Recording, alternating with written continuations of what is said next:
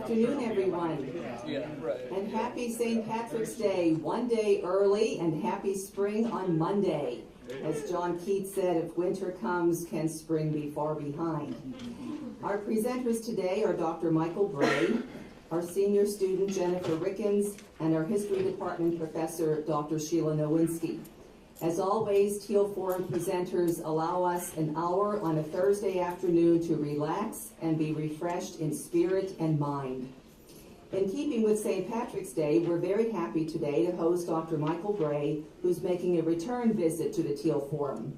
We also have our student who will discuss MR-based wall shear stress calculations in pulmonary hypertension, and Dr. Sheila Nowinski from the History Department, who will discuss her research on priestly celibacy debates in France from 1960 to 1975.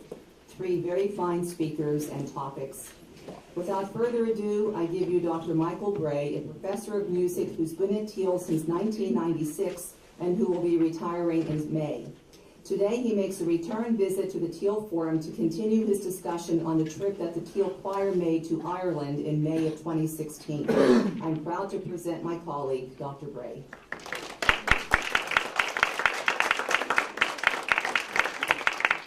But first, a little levity. St. Patrick's Day cannot be far away. My Wild Irish Rose, we're singing it twice. Yeah. Here we go. My wild Irish rose, the sweetest flower that grows. You may search everywhere, none can compare with my wild Irish rose. My wild Irish rose, the dearest flower that grows. For my sake, she may let me take the bloom from my wild Irish rose. Yes, my wild Irish rose, the sweetest flower that grows. Everywhere, but none can compare with my wild Irish rose. My wild Irish rose, the dearest flower that grows. And someday for my sake, she may let me take the bloom from my wild Irish rose.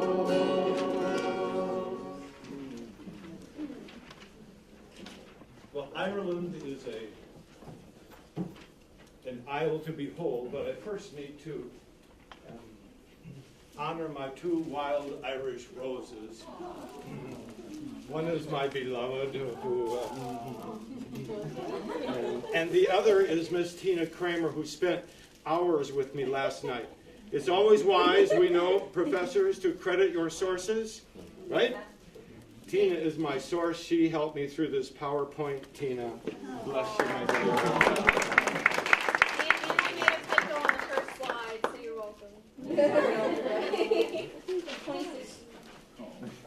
You can click on it. Well, I just wanted to share the vision for the tour. It started with my family's 3-week visit to Ireland in 2013 when our second son, Asher, married Claire Chisholm, a native of Belfast, Ireland. Conversation with Claire's mom, Valerie, and 3 weeks of discovering Ireland and its amazing wealth of historical venues, national parks, cathedrals suited for choir concerts, and cities offering real cultural interest. That's why we went. The choir consisted of 26 current Thiel Choir members, last year that was, 4 Thiel Choir alumni, additionally 9 companion travelers. We have at least one that I see in the crowd tonight, and 2, but Kay's not a companion traveler, she's accompanist extraordinaire. So Music Celebration International was contacted. I met with the owner at a choral convention in Salt Lake City, and we began to discuss the itinerary. It was a work in progress for 6 months. Becky and I, in a sabbatical year in 2015 in May, rented a little car for 11 days and braved driving on the wrong side of the road with the steering wheel on the wrong side. And we visited all the cities and the venues that you'll see in a moment. And only one city on the southern coast of Ireland was excluded. I just was not in love with that city at all. And that ruled out the Blarney Stone. So I told the choir, sorry, but go kiss any rock, you'll be good. So the 13-day tour, the price tag was $3,470, and I was able to subsidize about $1,000 a student through funds from previous years of fundraising and Thiel Choir alumni. We rented a yellow school bus from Fry Bus to get to Pittsburgh, which cut the cost about by a third, and we were cramped, and it was just fun. The overnight flight landed in Dublin about 7 a.m. We met Thomas, our driver, who hailed from the Dingle Peninsula, and we were off to Belfast. Our first stop was a tour of the Crumlin Road Jail, a prison that was in use from 1845 to 1996, even during the turmoil of the 1970s. This provided our first exposure to the political and religious conflict in Northern Ireland. A city tour of Belfast through the Catholic and Protestant areas was complete with 30-foot steel walls and gates that are still in place that were closed when tensions ran high. This next screen are murals that are painted in the city, murals that are painted of the conflicts. They're famous and provide artists opportunity to speak through their paintings.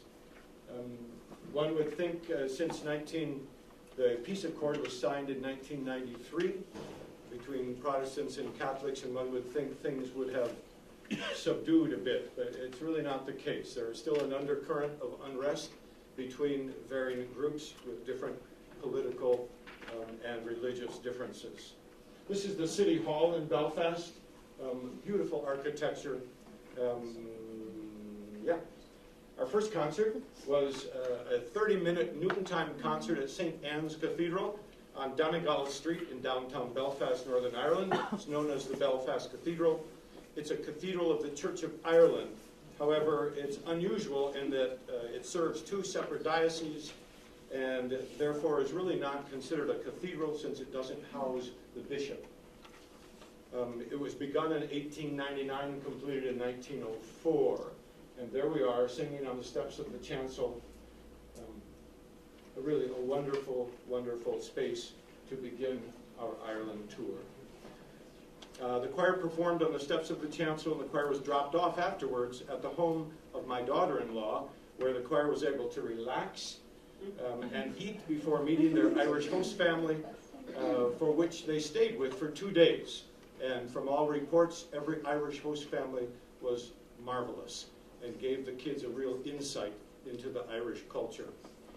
On the sabbatical visit to Belfast, next one, Dan. This is, in the middle is Valerie, my daughter-in-law's mother, and on her right, or our left, is Eleanor. She was an audiologist, very famous one in Ireland. And the story is simply that when we were there in 2015, she said to me, "Do you know the Lark in the Clear Air?" And I had no clue. And I came back here, found an SATB arrangement, and bought it, and the choir learned it. And all along, we were going to surprise, everyone calls her Nin-Nin, we were going to surprise Nin-Nin by singing it to her at her home church, the Bloomfield Presbyterian Church in Belfast. 3 weeks before we arrived, she had a stroke. And she was well enough that we packed into the room adjacent to that, and we surprised and sang it to her in the hospital. It was a wonderful moment. Go ahead, Dan. This is a little out of order, but after we sang at St. Anne's, we had lunch and then trudged off to the Titanic Museum. They have a real live replica of the stairway. 6 floors deep. There are different levels. They show everything from the building, from the ground up of the ship itself. If you've not, I'd put that on your bucket list. It's really a fine, fine museum, and I know any choir member would be glad to talk to you about that and talk you into that. The Titanic was built in the Belfast Harbor, 1909, 1911, launched May 31, 1911, sank in the North Atlantic, April 14, 1912. Okay, Dan. Bloomfield Presbyterian Church is where we had our first evening full concert, and this was Eleanor's home church in Belfast, about a mile from my daughter-in-law's home. Next, we drove along the east coast of Ireland to the north coast and visited the Giant's Causeway. This was caused by a volcanic eruption, very quick cooling, and so all of these stones, which are usually in hexagon or octagonal shapes, launched upward and then cooled quickly, leaving this really neat kind of geologic formation. There were about 40,000 interlocking basalt columns. Let's see, you see a person on the top of that peak. We've been there several times. The view is outstanding. It's one of the 6 national parks in Ireland. It's controlled by what they call the National Trust System, which is overseeing all of the historic venues in Ireland. Ireland is blessed with abundant rains, and the Emerald Isle is aptly named, and the sheer beauty everywhere in Ireland is at least absolutely breathtaking.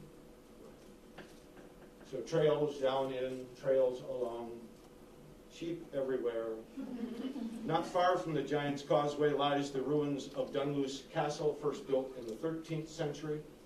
Farther west along the north coast, we visited the ruins of the seat of the bishop of the Church of Ireland. It's called the Mussenden Temple in Dements Downs. This was the library. At one time, it was some 50 to 60 feet away from the 120-foot cliff, and now you see how close it is, and they are very concerned that it will collapse into the ocean soon.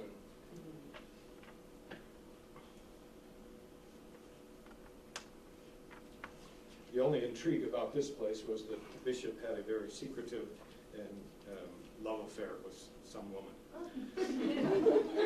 So, next in. We stayed overnight in the Malvern Hotel in Derry, or Londonderry. The Unionists like to call it Derry.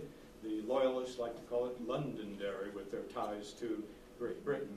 It's on the River Foyle in Northern Ireland. It's known for its intact 17th century walls with 7 gates. Within the walls, one more. This is called the Bog Side, where the Catholics lived, and the other side of town was for the Protestants. And they still, at this point, do not get along very well together. While we were there, there was a reenactment ceremony of the 1916 Easter uprising by City Hall and down by the River Foyle. And if you were a British supporter, you did not make it known there, because even the people portraying the roles of the British generals in the trials that took place were booed severely by the audience. I don't think all in jest either. On the cathedral is probably the most well-preserved walls in all of Europe, really wide walls. You can drive some of them, but mostly they're for walking. And also one more. My script is out of order. This is called the Peace Bridge. It was dedicated in 2011. It curves around, I think, hoping to weave a bit of peace in a war-torn area. This is St. Columns Cathedral. Adjacent to the wall is simply right here. You can walk around the cathedral. And it's named for the same saint that St. Columba Cathedral in Youngstown is named for. We did not sing there. One amusing story was on the sabbatical journey, Becky and I ventured into the church and thought a service was going on, so we sat down and listened, and it took us about 1 minute to figure out that there was a funeral going on. And so we exited rather quickly. From Londonderry, we ventured south, heading along the west coast of Ireland.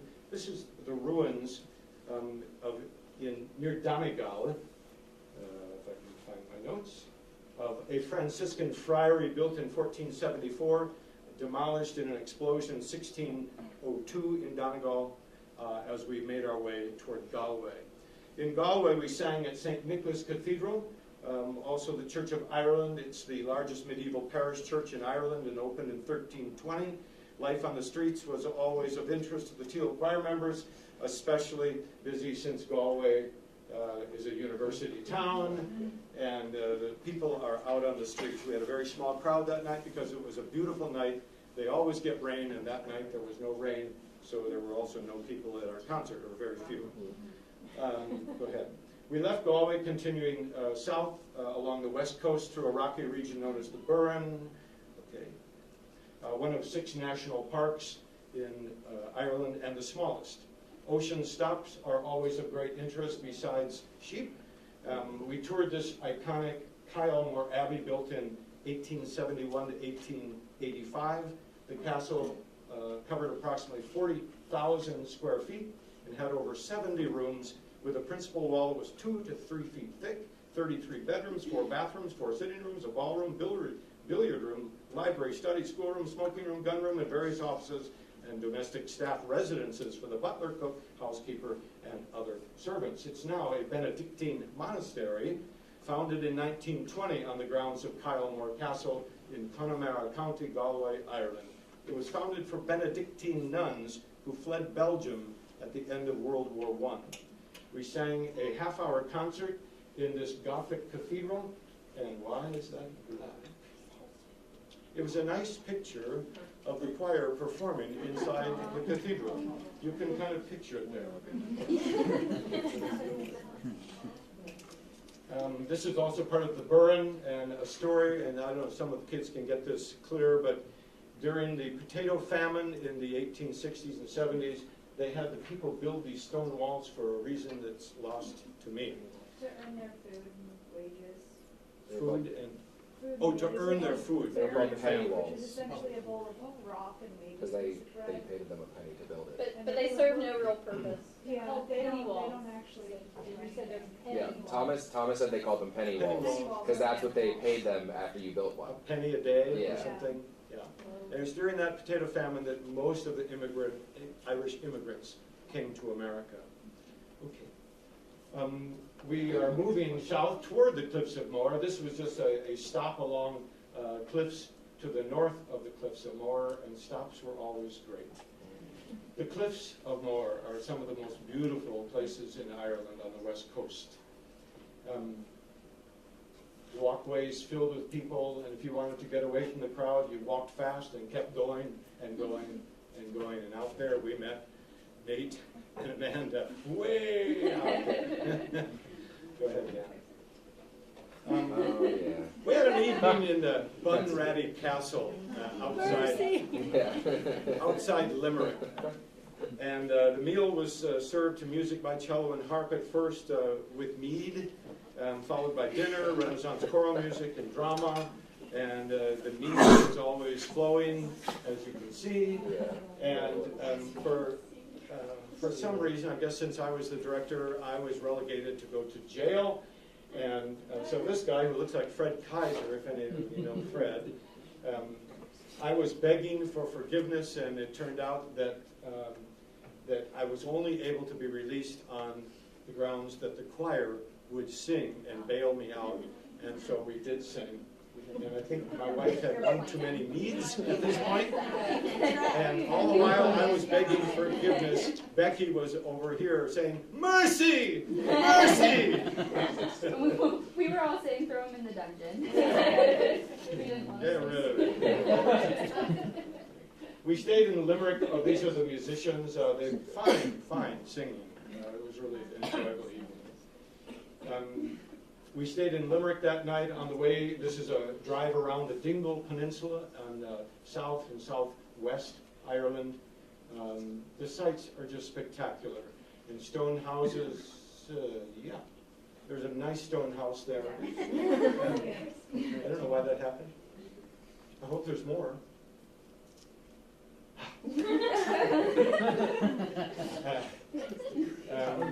Yeah, houses have begun to spring up. It was on this trip that we saw part of the set for the latest Star Wars movie from a distance. And on the way, just before we got to Limerick, we stopped at a beach, a very windy, cold beach. I don't know if anybody put their feet in the water, but it was good enough for a Frisbee game. In Killarney, we only stayed overnight and then moved on to Killarney, famous for Killarney National Park. And thatched roofs are really everywhere throughout our trip to see. We toured, that turned out dark, didn't it? So anyway, in the foreground is a jaunting car with pulled by a horse and some of our choir members, and that's our bus. But you can't see anything looking at. And in Killarney National Park, we climbed Torque Falls. And visited and saw ruins along the way and had a grand time in what was a very, very beautiful national park with big lakes and tall pine trees and mountains to climb. It was extremely beautiful. From that scene, we sang at St. Mary's Cathedral, and if you recall, faculty at the beginning of, or staff at the beginning of the year, a lady started a presentation on benefits and said, yeah, funny thing, I took this tour to Ireland and I was in a pub in Killarney and there were some kids there with t-shirts from Thiel College. And so she chatted with them and indeed, the kids were in a pub that night, so was I. So let's see. We traveled on to Dublin and the Guinness factory is a must. If you've never been there, you need to go. Especially getting a certificate saying you successfully learned how to pour a pint of Guinness. It was really fun. We finished, there's from the top, I think, or in Guinness, a picture of the group. That was the skybox. There was the next picture was a very bad face. Now That's the airport. That's the airport. That's the airport. Oh, okay. That's right. That's right. Okay, that was the airport. And this was the Merry Plowboys Club, and we had Irish dancers. It was a great time, and Irish musicians, and a great dinner. The next morning, we toured Trinity College, saw the Book of Kells. Book of Kells is an illuminated manuscript gospel book in Latin containing the 4 Gospels of the New Testament and other texts and tables, created in a Columban monastery in Ireland near the year 800, believed to be one of the first great books that have survived from that time frame. Then we drove to St. Patrick's Cathedral afterward and sang a 25-minute noon concert in the tallest and largest cathedral in Ireland, founded in 1191. You can hear us singing if you like on YouTube. St. Patrick, and I think is there a picture? Yeah, here we are singing in the cathedral. And if you find us on YouTube, you can hear us sing. I think, Shenandoah. No, may God bless and keep you. Do that fun. And the next day we traveled to Glendalough, south of Dublin, about 25 miles, a national park, a glacier-carved valley with 2 glacier lakes. St. Kevin formed a monastery there in the 7th century, almost 2 centuries after St. Patrick came in the 400s. The ruins still lend a real beauty to the mountains, and one can go backpacking up in the mountains here. En route, so these are some of the ruins still from the monastery. We stopped at the Avoca Woolen Mill on the way to Bray, the town that bears my name, and this, let's see, what did I write about this? This could be captioned, how many Thiel choir men does it take to photograph and Google the starfish on the beach? I like that one. So our farewell dinner was in Bray. We were at tables, and it was really a fun time looking out. You can see the ocean just past Nico there on the end of the table. We sang that night, and is there a picture here? Yeah, this was a picture taken after our farewell concert. It was a shared concert with a local group from the town of Bray or a nearby town, and it was a fundraiser for Alzheimer's, which really made it fun. If I could remember what we sang. Our final concert, Lizzie Wilkinson was always there with her selfie stick taking pictures of us. Yep, and here is the choir singing. Our flight home was delayed in Dublin. We missed our flight in Newark and caused the choir to be divided up into several flights, long hours of waiting. And in the evening, the director and his wife were even caught sleeping on the airport floor after 13 incredible days in Ireland. Thank you.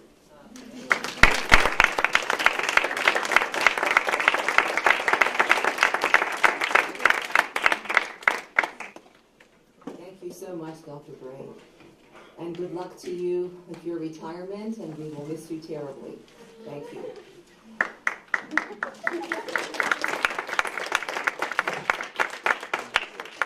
We are especially proud of our senior student, Jennifer Rickens, who is seeking the BA degree in mathematics and the BS degrees in applied physics and binary engineering. Today she will present on the research and subsequent paper she published as a result of her summer internship at East Carolina University. She will discuss how MRI data may be used to calculate the wall shear stress in the pulmonary artery to determine the existence of pulmonary hypertension. She will also share with us the implications of this research for the general public and how it may be used in the future as a diagnostic tool. I am very proud to present our senior student, Jennifer Rickens.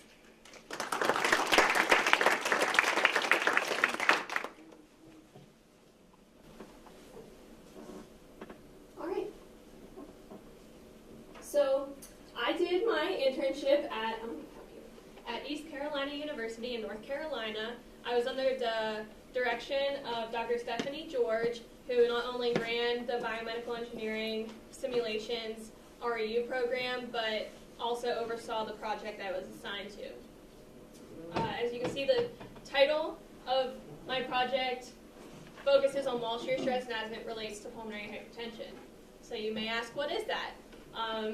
Pulmonary hypertension has to do with hypertension specifically in the lungs, and it often leads to vascular remodeling, which changes the mechanical and structural functions of the vessels. So that can cause a lot of problems, as I'm sure you can imagine.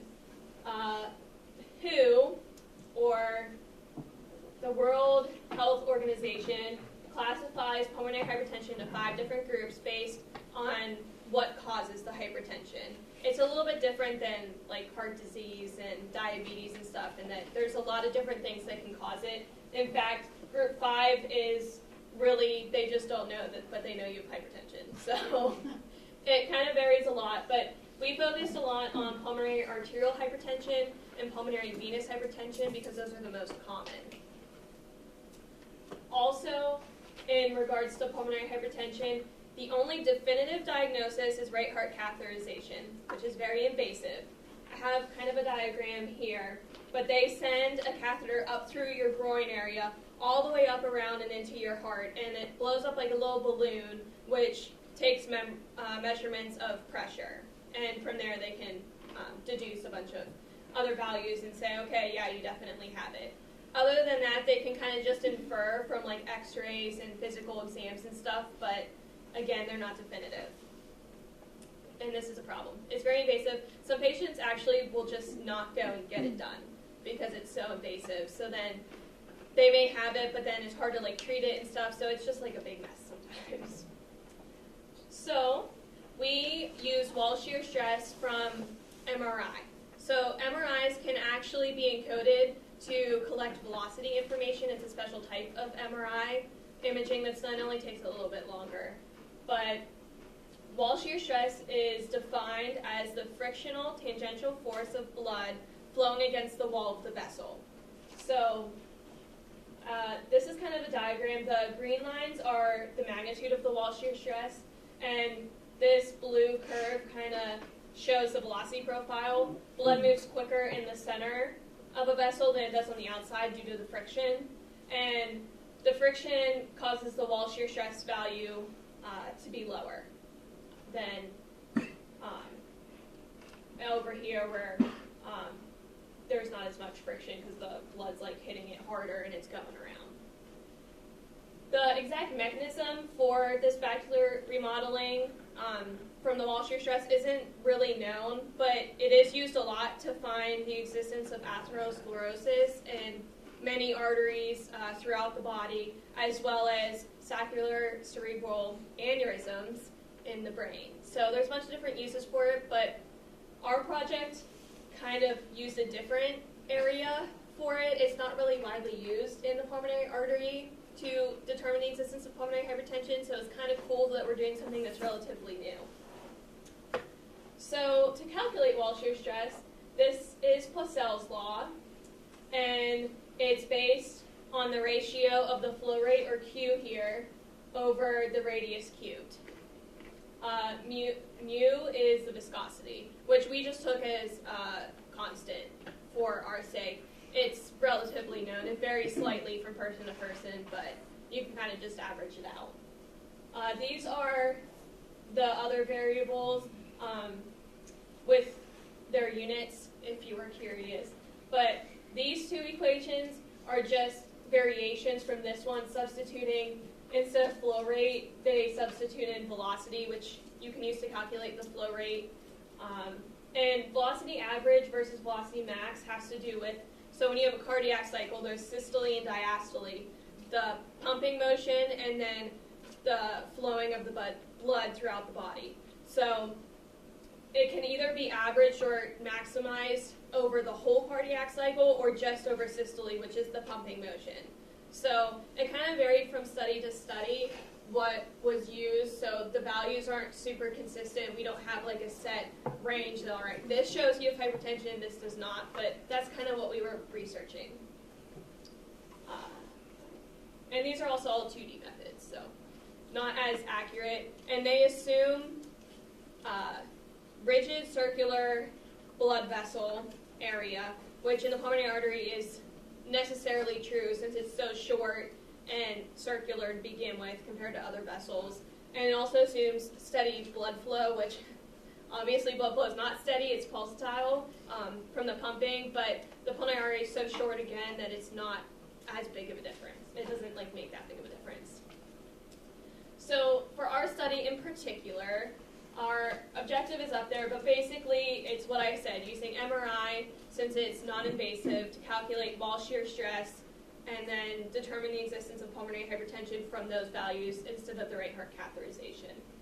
We did this using the 2D Purcell's law and a 3D method by Ifrig and colleagues that I actually got to talk to her. It was very cool. She just got her PhD, so very awesome to have the chance to work with her and exchange code and stuff, but I'll get to that method in a second.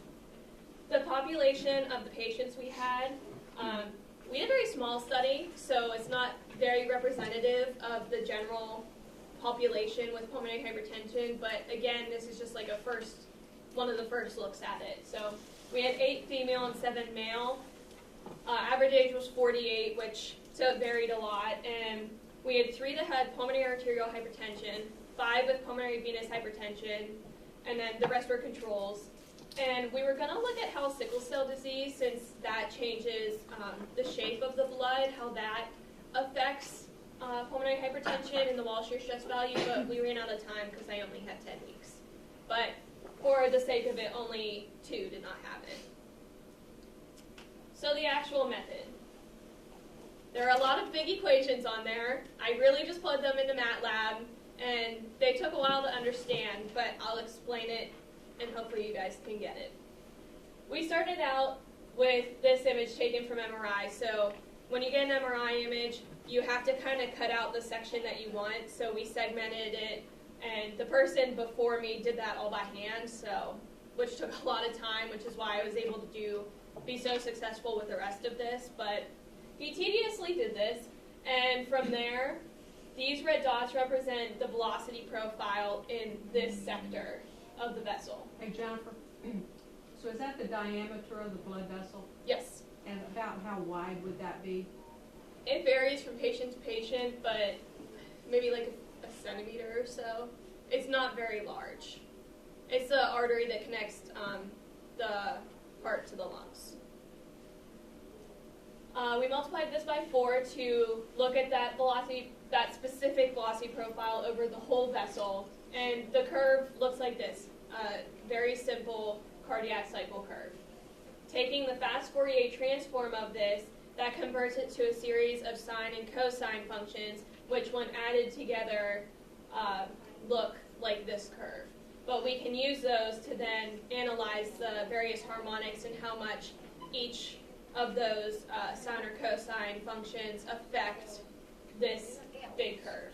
So the first harmonic we used as a steady state component, which was simply Poiseuille's law, very basic, calculated the pressure gradient, which we then plugged into this equation to get the wall shear stress. But it still relates back to the same equations that I originally showed you. It's just written in a different form. The 2nd through 10th harmonics, however, we used Womersley contributions. That is from a journal article that Womersley published many years ago and has been converted. But we found the pressure gradient using this fun equation that Frigg and colleagues developed and then plugged it in to find the wall shear stress. Overall, after summing them all, we get a curve that looks like this versus time. So as you can see, where the blood has the highest flow rate, the wall shear stress is the lowest because the frictional force is the lowest because it's flowing the fastest. So it made sense. And then we rotated at 5 degrees and did it all over again. So we had 30 time points over this whole cycle. We had 72 of these segments in 15 patients. So that was a lot of data that we had to crunch. We used MATLAB, which conveniently exports and imports Excel files. So it made it very simple, but it still took the code about 10 minutes to run total. So our results. We were unable to achieve viable results from these patients, so their values are not included in these averages that we took, but these are all the average values for each of the equations or the Frigg method down here, so you can see there's some blanks. There were some missing data and stuff that we just weren't able to work around in the time that I had. So you can see that the wall shear stress, it's not very large of a value, but these are the main values we got. Equation 3 is clearly a lot different, and the IFRIG method we thought would be the most accurate, and we're still kind of unsure exactly how to compare it. There's a lot of literature out there, and it varies so much, but this table is also color-coded based on what type of hypertension the patients had or if they were a control. But overall, you can kind of see a trend that those that have hypertension of either kind tended to have a lower wall shear stress value than those that did not have hypertension, which again makes sense because if the blood is flowing faster, there's a hypertension in that vessel, then there's going to be less friction. So again, equation 3 did not produce viable results, so we actually graphed all these things as we did it. It looked like a bell curve, not like that nice cardiac cycle curve, so we're not really sure what happened. We tried to troubleshoot and haven't figured out what was wrong with it, but equations 1 and 2 both gave similar values in an acceptable range as defined by the literature that we found. And the IFRIG method were a little bit lower values compared to equations 1 and 2, but we still believe them to be the most accurate since they took time, space, and flow rate into consideration instead of just space and flow rate. These are a couple ways to show some of the results. So again, this is that vessel I showed you. This first, what would be a quadrant here, this is a 0 point, and then as we go around, it's color-coded to this wall shear stress versus time so that you can see how blood doesn't flow equally. It's not perfect in our body. So the blood actually hit a little bit harder here at 90 degrees than it did up in this upper region, as you can see by the wall shear stress being lower at this 90-degree mark, as noted by the orange line. You can also graph it versus the sectors. There were 72 sectors, as I mentioned previously, and these are the points again where as you're going around, and it's similar kind of curve here, but just another way to graph the results. But again, as I said, the basic thing that we learned is that the wall shear stress values tend to be lower in those that had hypertension. These were the references that I used in this PowerPoint. I also have a paper that details a little bit more about different methods to calculate wall shear stress that you are welcome to read, and it has a lot more references in it. And some acknowledgments. The program I was in was funded by the NSF, and the person before me provided a lot of help, and of course, Dr. George was an amazing mentor. Any questions? I know I went a little quick.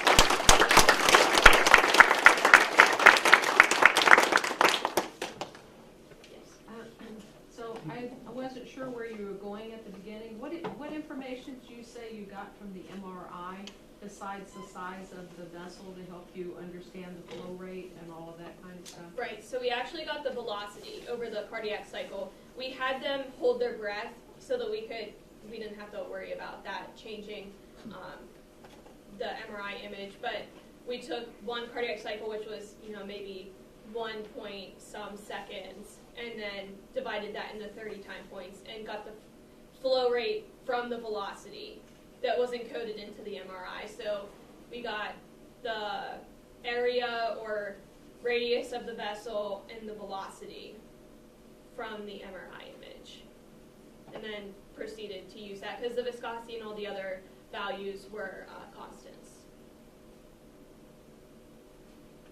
Does that answer your question? Well, I'm not sure how they get the velocity from the MRI. I guess that's It's a what I'm function. interested It's a in. special function.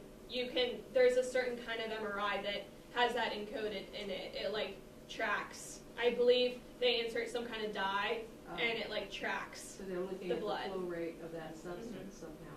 Yeah. Tina? Are you going to continue this research in any way, shape, or form?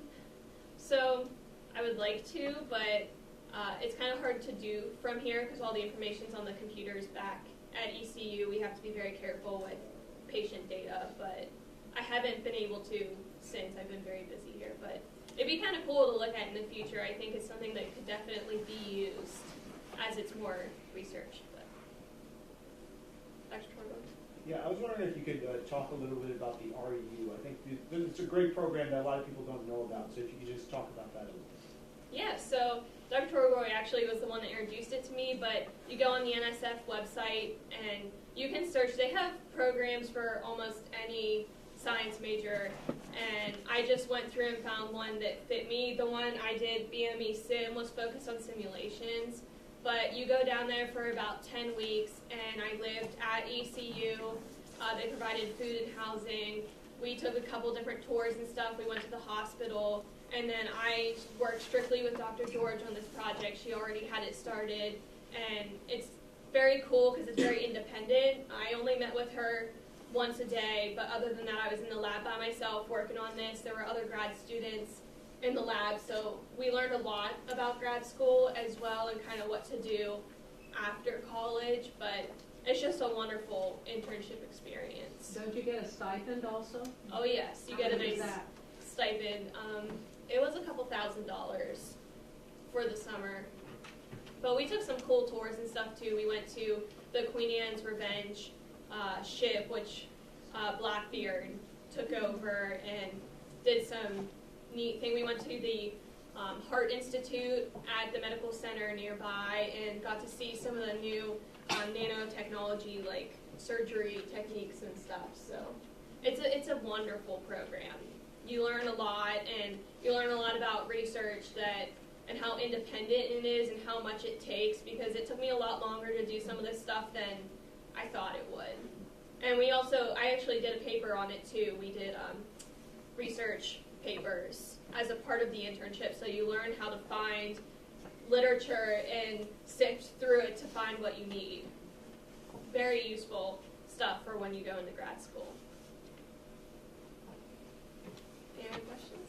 Yeah, what just came to my mind here is there are still significant questions about what equation to use, and they don't all agree on that. You know, what I would do if I had time, and were in that kind of research, I would start to simulate it. Let's say take a plastic pipe with a pliable wall, have a pump in it that pumps in heart rhythm, and fill it with a mix of water and glycerine that simulates the viscosity of blood, and then simply use an MRI and see what we get then.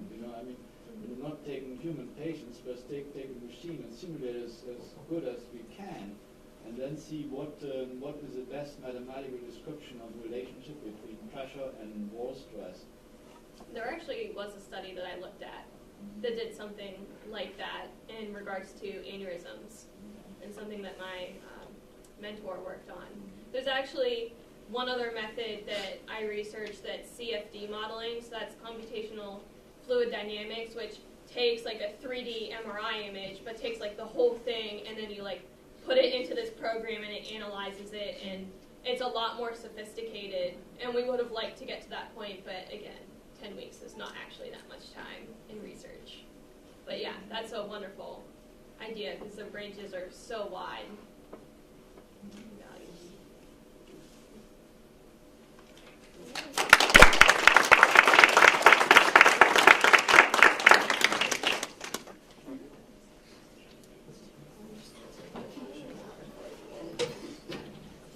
Jennifer, we're very proud of you. Thank you for representing Thiel and our science department so well. Our final speaker today is Dr. Sheila Nowinski, an assistant professor of history here since 2015. She will discuss a version of a paper she delivered at the American Historical Association meeting in January on priestly celibacy, debates in France, 1960 to 1975. She will examine these debates in the context of the sexual revolution and Catholic reform movements. I'm proud to present my colleague, Dr. Nowinski.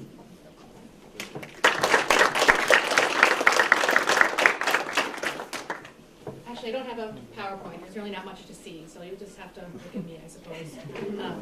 I want to thank Dean Franken for her support for the Faculty Scholarship Award that allowed me to write this paper last semester, and the support to go to Denver to the meeting and present the paper. Thank my colleagues, Dr. Koshan, Dr. Bach, and our student, Sarah, who helped me out a little bit with the research at the beginning of this project.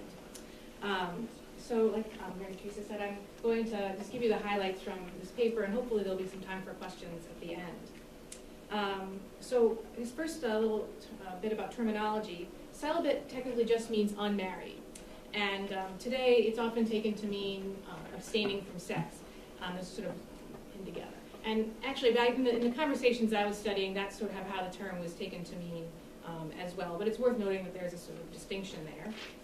In the Roman Catholic Church, priests must be and remain celibate and abstain from sexual activities. This is called a discipline of the church. It's just a rule that could be changed whenever they decide to change it. It's not a doctrine, or it's not really based on theology. And this is sort of ties into the recent comments that Pope Francis has made about the possibility of married priests that maybe we can talk about a bit later. Laws imposing sexual continence and celibacy on priests go back to the 4th century, but there was wide variation in the practice in late antiquity and the early Middle Ages. In the 11th century, church reforms is when these laws were really refined and confirmed. They established that married men were barred from ordination, and that once ordained, priests were barred from marriage. So after that, the issue is more or less settled. It comes to the fore at 3 key moments after that: during the Reformation, during the French Revolution, and then in this era I'm going to talk about the 1960s, and maybe stretching into the present day. I don't know if these have ever really gone away. So I'll start with Vatican II. In 1962, church leaders gathered in Rome for the Second Vatican Council. The purpose of the council was to rethink the church's institutions and practices in the context of the modern world, the world of mass democracy and mass communication, anti-colonial and civil rights movements. There was a great deal of anticipation about the council. Many people expected the liberalization of the celibacy rules at the council. In fact, there was a group of bishops who were ready to discuss the question at one of the council meetings. But the Pope intervened and he removed the question from the agenda. Instead, the documents of Vatican II and a papal encyclical that was released about 18 months after the close of the council in 1967 reaffirmed the practice of celibacy.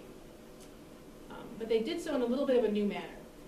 It stressed celibacy's links to the New Testament, and it also sort of stressed the positive aspects of celibacy, that it was a practice that allowed the priest to better carry out his mission in the world. And they didn't talk as much about these older rationales about celibacy being a way to avoid worldly corruption and sin. And they didn't really talk about this, the ritual importance of celibacy. Those were de-emphasized in these documents. Of course, the statements from the Vatican did not end the controversy or end the debate, and particularly in Western Europe, debate was widespread among people in the church and outside the church too. There was a large number of priests throughout Europe who were lobbying for reform. A lot of this discussion is driven by a perceived crisis of vocations. They thought they were in the middle of a vocation crisis. Little did they know it was coming down the road. And between 64 and 68, the number of annual ordinations in Western European countries fell by 25%. Not only that, priests were leaving the church in very large numbers. So the French church lost 241 priests between 1960 and 1964, and more than 400 left between 1964 and 1968. So many believed that that celibacy had a role to play in this decline in the number of vocations. They thought that the prospect of giving up marriage and family discouraged men from becoming priests. So here we have to look at changing discussions about marriage. The positive aspects of marriage had never been so eagerly celebrated by the Catholic Church as they were in the 1950s. Up until then, I mean, it was sort of like marriage sort of reflected our fallen condition, right? It's like good enough for the rest of you. But in the 50s and 60s, many Catholic theologians, but also lay people, promoted a new vision of marriage that didn't see it just as a structure for procreation, but as a means of achieving personal spiritual fulfillment. Catholic marriage handbooks emphasized mutual love, and they considered sex an essential element to a successful relationship.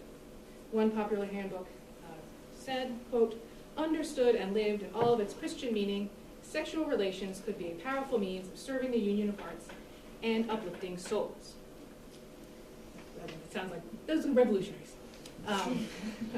In this context, celibacy loses some of its luster, right? It's no longer this really special means of accessing the divine. Well, marriage, you can do that in marriage, well, maybe celibacy isn't so special. In France, the leading voice questioning priestly celibacy within the church was Marc Oraison, who's a really interesting guy. He's a Catholic priest, a scholar, and a psychologist. Oraison published 2 newspaper columns in which he was highly critical of the Pope's 1967 encyclical, and he called for the declergification of the priesthood. And by that he meant removing all the elements of the priesthood that separated priests from the rest of society. Celibacy, the most important among them. And these themes were picked up by other priests inside the French church. They're lobbying for reforms along these lines and framing it the same way. There's a new model of the priesthood that is not apart from society, but among the people.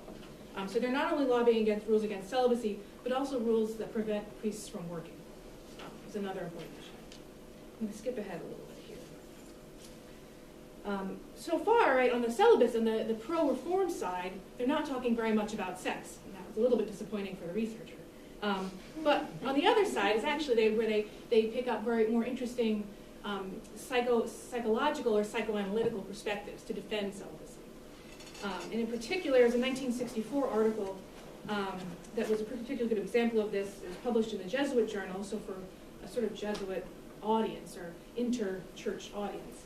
And the author argued that psychoanalysis offered lessons to those engaged in priestly celibacy. Most of all, the simple fact that, quote, "like every man, the priest is a sexual being, and he has the obligation of acknowledging his sexuality and to access his truth." And he goes on to say, "There remains in everyone knots, difficulties that never disappear completely. From this perspective, the question of celibacy or marriage for the priest appears less acute. Is even less so if we realize that difficulties in the sexual domain are often a manifestation of a problem that arises in other parts of the personality." So, marriage is not a panacea. It's not going to solve all of the problems that plague the modern priesthood. I'll just, finish up here. Nevertheless, it calls for reforms and this sort of new model of the priesthood as a man among men. A priest as a man among men seemed really popular. And it was actually the theme of a 1973 film called Prêtres Interdits, or Forbidden Priests. And the film is really interesting. It's set in the late 30s and 1940s. And it follows two sort of small town priests. One young, handsome Father Restow who falls in love with a young girl, and they have an affair, and she gets pregnant. And the bishop demands that he abandon her. And he refuses. The other priest is Father Anseli, and he, now during the war, he assists the communist town mayor in helping to sabotage the occupying German forces. And for this, the bishop condemns him. He's not supposed to cooperate with the enemy atheist communists. So the film's two priests, in pursuit of marriage and family, and the other in pursuit of political engagement, embody this new model of missionary priesthood that seems to be favored among reformers and seems to also have a kind of resonance among the French public more broadly. I'll stop there, and this is 5 minutes for questions or thoughts on any questions. Now, do you know what percent of the priests in France that 200 and 400 represented? Because I was in a Catholic school, and I remember there were some problems with You have to go back and look at the numbers. quitting and getting married and all of that kind of thing. Pretty popular at that time to do. Not people leaving the church, yeah, and that was what they saw. I mean, there were no one had seen a wave of that, like that size, people leaving. So you don't know what percent? I haven't get I don't have the numbers. Or in the U.S. handy. I was just wondering. In the U.S., we see a similar pattern of people leaving. Yeah. Do you think allowing priests to get married would be a positive influence? I mean, I think so, but I don't know. Here's what I think. I think scripturally it's interesting because St. Peter was married. Yes. And he, the healing of his mother-in-law. So, at least according to scripture, and others of the early disciples were married. And also in the Eastern Orthodox tradition, priests are allowed to be married, and rabbinic tradition. Right. So it's just this odd situation in the Roman Catholic, the practice. And this is why people at Vatican II were so expected this liberalization, because so much about Vatican II was going back to that patristic era and late antiquity, but that was not, where this was all open, but that's not going to be. I mean, to the minds of some, I suppose it is this sense to control the clergy, is to control their sexuality. Right. And that's a lot of, it's really nothing much to do, according to some, about holiness and purity. It's control is the issue. Yeah, and that was in early laws, Yeah. where some of it was to dealing with, even with like money, right? We wouldn't want clergy spending money on their lives. Yeah, I was just going to say, picking up from Pastor James' comment there, did you find in your research any real influence when looking at the so-called hybrid churches or Eastern Rite churches, where the priest could get married, and the expanding power of Rome throughout history to try to bring in some of those who are already married, but now they have to be adhering to Rome, or the exceptions had to be made for them? How much would that influence changing Western Catholicism? Yeah, I didn't see the Western priests looking to the Eastern Rite as their model, because I think they were putting forward, like I said, this kind of new model where the clergy is engaging with the world, and it's one that's coming out of the 50s, and actually, a lot of the talk about Vatican II is about the role of the laity having this role in the world, and then priests sort of feel left behind, like, well, the laity has this new role, they don't really need us, they seem more empowered than we do, and so that's part of what they're dealing with, yeah. You mentioned the Reformation as a pivotal point. What's your take on Martin Luther and Katie and that whole adventure they had? It was interesting that the German bishops, even after Reformation at the Council of Trent, were still pushing for loosening the celibacy rules, and that's part of the Council of Trent sort of has to negotiate that and get away from that. But it's interesting that how this affects women's roles in the church, when I immediately think, right, so on the one hand, women are out of the convents, so there's this religious role that women have in the Catholic Church that then is sort of, maybe allows them some leeway and independence, but that's limited as an option after the Reformation. And then, the Luther, he's elevating marriage. Yeah, and elevating marriage as this form. I mean, that's the other thing people say about Vatican II. It's dependent. revenge. Yeah. I have this conception, and maybe it's totally false and maybe gross or whatever, but that gay men tend to become, or gay men sometimes become priests. And I wonder if there's any interaction with kind of homophobia and this idea of celibacy. And that's where I'm trying to get to in the next phase. So in the 70s is when the gay rights movement really takes off in the world and in France. And I want to think about these discussions about male sexuality. And there's a connection between debates about celibacy and the connections about broader discussions of male sexuality. But there have been, I don't have the numbers now, but there have been discussions about this more contemporary periods about gay men and priesthood, yeah. Great. Thank you, everybody.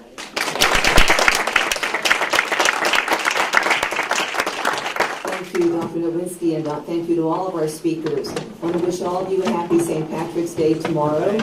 Our final forum will be on Thursday, April 6th, and it will feature Dr. Alan Hunchuk from sociology, Dr. Laura Higgins from psychology, and Dr. Jared Johnson from English. So you're very welcome to come back to that, and thank you very much for your attendance today.